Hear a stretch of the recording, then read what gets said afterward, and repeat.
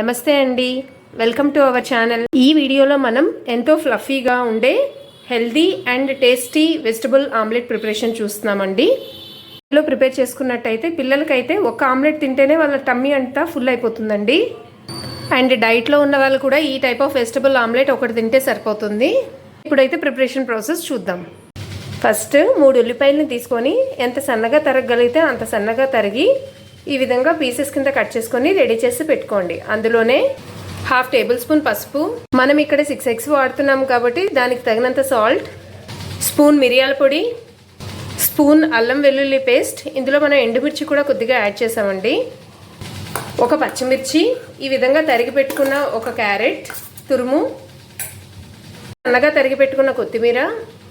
ఇదే స్టేజ్లో పొటాటో తురుము ఉంటే పొటాటో తురుమును కూడా యాడ్ చేసుకోండి. ఇవన్నిటిని చక్కగా ఒకసారి మిక్స్ చేసుకోవాలి. అల్లం వెల్లుల్లి పేస్ట్ కూడా మొత్తం మిక్స్ అయ్యేలాగా నీట్గా కలుపుకోండి. నెక్స్ట్ ఇందులోనే ఎగ్స్ని బ్రేక్ చేసుకొని యాడ్ చేసుకోవాలి. మనం ఇక్కడ 6 eggs యూజ్ చేస్తున్నాము. ఈ విధంగా ఎగ్స్ అన్ని యాడ్ చేసుకున్న తర్వాత మొత్తం అన్నిటినీ ఒకసారి చక్కగా మిక్స్ చేసుకోండి.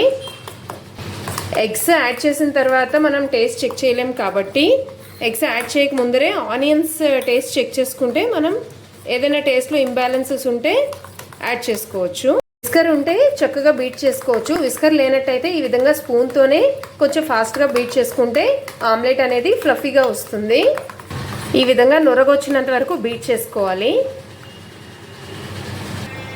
నెక్స్ట్ స్టవ్ మీద కడాయి పెట్టుకొని అందులో టేబుల్ స్పూన్ ఆయిల్ యాడ్ చేసుకొని ఫ్లేమ్ని మీడియం ఫ్లేమ్లో టర్న్ చేసుకోండి.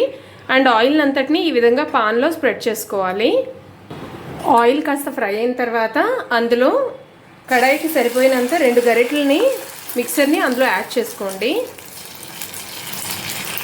గరిటెలు యాడ్ చేసుకున్న తర్వాత ఈ మిక్సర్ని అంతటిని పాన్లోకి అడ్జస్ట్ చేయండి. 2 minutesకి ఆమ్లెట్ ఈ విధంగా మనకి ఫ్రై అయిపోయిందండి. ఇదే స్టేజ్లో రివర్స్ చేసేసుకోండి. సెకండ్ సైడ్ ఫ్రై అయిన తర్వాత పాన్ నుంచి సపరేట్ చేసేసుకోవచ్చు. ఇదే ప్రాసెస్లో మళ్ళీ కడాయిలో 1/2 టేబుల్ స్పూన్ ఆయిల్ యాడ్ చేసుకొని 2 గరిటెల వరకు మిక్సర్ని మళ్ళీ యాడ్ చేసుకోవాలి. ఆమ్లెట్ ఫ్రై అయిందా లేదా అని చెక్ చేసుకోవడానికి జస్ట్ పాన్ని ఈ విధంగా టర్న్ చేసినట్టయితే మీకు లిక్విడ్ మూవ్ అవ్వకపోతే మనకి ఆమ్లెట్ 1 side ఫ్రై అయిపోయినట్టేనండి. ఇప్పుడు రివర్స్ చేసుకోవాలి. స్టైల్లో ఆమ్లెట్ ప్రిపేర్ చేసుకున్నట్టయితే వెజిటబుల్స్ అన్నీ యాడ్ చేసాం కాబట్టి పిల్లలకి ఈవినింగ్ స్నాక్ కింద పెట్టుకోవచ్చు, లేదంటే morning breakfast are dinner recipe కింద యూస్ చేసుకోవచ్చు. రసం కాంబినేషన్తో రైస్ యూస్ చేస్తున్నప్పుడు పిల్లలకి ఈ విధంగా ఆమ్లెట్ చేసి పెట్టుకోవచ్చు. ఇంతేనండి, టేస్టీ యమ్మీగా ఉండే ఆమ్లెట్ ప్రిపరేషన్. మీకు కనుక ఈ వీడియో నచ్చినట్టయితే please like and subscribe. Thank you for watching.